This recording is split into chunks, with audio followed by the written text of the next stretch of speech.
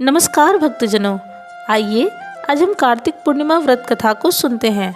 Channel पर नए हैं तो चैनल को सब्सक्राइब जरूर कर लें। कार्तिक पूर्णिमा को त्रिपुरी पूर्णिमा के नाम से भी जाना जाता है।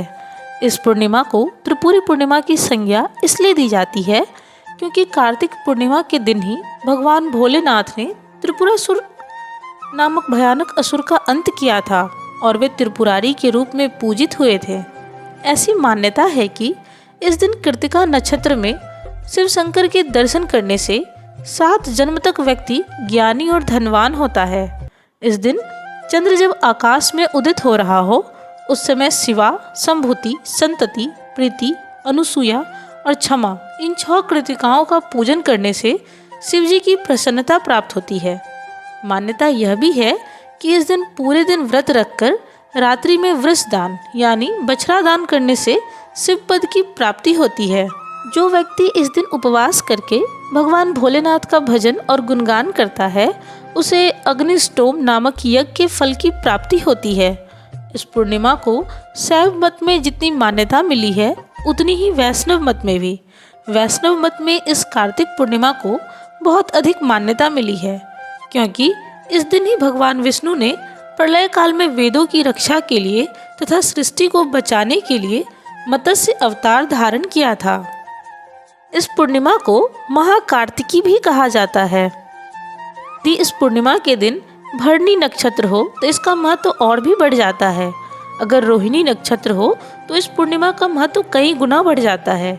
इस दिन कृतिका नक्षत्र पर चंद्रमा और बृहस्पति हो तो यह महापूर्णिमा कहलाती है। कृतिका नक्षत्र पर चंद्रमा और विशाखा पर सूर्य हो तो पद्मक योग बनता है जिसमें गंगा स्नान करने से पुष्कर से भी अधिक उत्तम फल की प्राप्ति होती है। आज हम कार्तिक पूर्णिमा व्रत कथा को सुनते हैं। एक पौराणिक कथा के अनुसार तारकासुर नामक एक राक्षस था। उसके 3 पुत्र थे, तारकक्ष, कमलाक्ष और विदुनमाली। तारकासुर बहुत ही बलवान था। उसने धरती व स्वर्ग पर अपना आतंक मचा रखा था जिससे परेशान होकर देवताओं ने भगवान शिव से उसका अंत करने की प्रार्थना की। उसकी प्रार्थना सुनकर भगवान शिव ने तारकासुर का वध किया। इससे देवता बड़े प्रसन्न हुए। उसके 3 पुत्रों को यह सुनकर बड़ा दुख हुआ और उन्होंने इसका बदला लेने के लिए ब्रह्मा जी की घोर तपस्या की। उनकी तपस्या से प्रसन्न होकर ब्रह्मा जी ने तीनों को वरदान मांगने को कहा। तीनों ने ब्रह्मा जी से अपने अमर होने का वरदान मांगा। ब्रह्मा जी ने अमरता के अलावा कोई दूसरा वरदान मांगने को कहा। इसके बाद उन तीनों ने कुछ देर तक इस पर बहुत विचार किया। फिर ब्रह्मा जी से कहा, आप 3 अलग अलग नगरों का निर्माण करें जिसमें सभी बैठकर पूरी पृथ्वी और आकाश घूम सकें। 1000 साल बाद जब हम मिलें तो हम तीनों के नगर मिलकर एक हो जाए।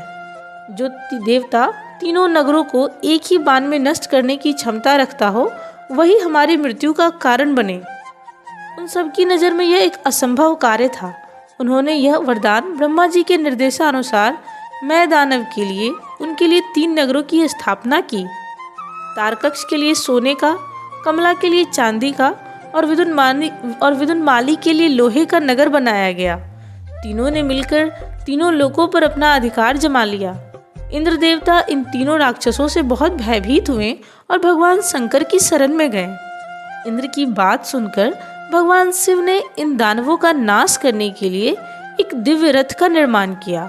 इस दिव्य रथ की हर एक चीज देवताओं से बनवाई गई थी। सूर्य और चंद्रमा के पहिए बने, इंद्र, वरुण, यम और कुबेर रथ के घोड़े बने, हिमालय धनुष बने और शेषनाग प्रत्यंचा बने। भगवान शिव खुद बाण बने और बाण की नोक अग्निदेव स्वयं बने। इस दिव्य रथ पर भगवान शिव स्वयं सवार हुए।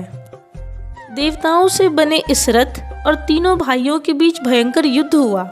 युद्ध करते समय प्रभु लीला से एक ऐसा समय आया जब तीनों रथ एक ही सीध में आ गए। जैसे ही ये तीनों रथ एक सीध में आए उसी समय भगवान शिव ने अपनी बाण छोड़े और तीनों का नाश कर दिया।